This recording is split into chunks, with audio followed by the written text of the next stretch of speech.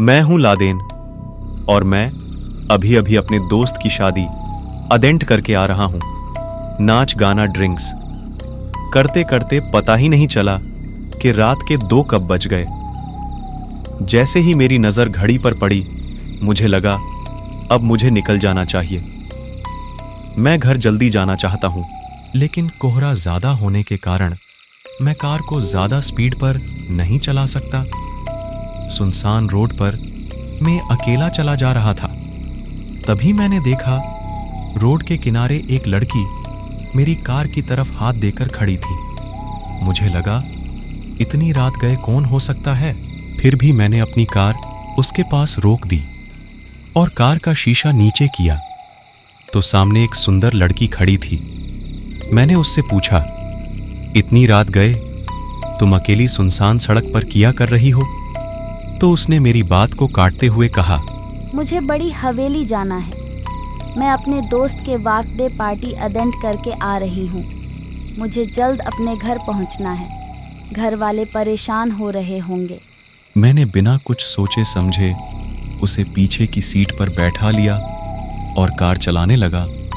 थोड़ी दूर चलने पर मैंने कार के शीशे में देखा वो लड़की मेरी तरफ को ही घूर रही थी। मुझे थोड़ा सा अजीब लगा, पर मैंने उसे इग्नोर किया और वो मुझे लगातार घूर रही थी। थोड़ी और दूर चलने पर मेरी कार अचानक बंद हो गई। मैंने कहा, अरे यार, इसको भी अभी बंद होना था। मैंने उस लड़की से कहा, बस आप 2 मिनट रुकिए, मैं अभी ठीक कर देता हूं। उसने मेरी बात का कोई जवाब नहीं दिया और वो अभी भी बिल्कुल चुपचाप थी।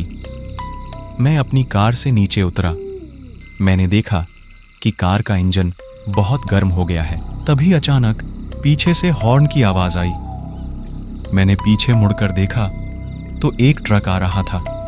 जैसे ट्रक मेरे करीब आया, मैंने जो ट्रक के अंदर देखा उसे देखकर मेरे होश उड़ गए। ट्रक के अंदर वही लड़की थी जिसे मैंने अभी लिफ्ट दी थी।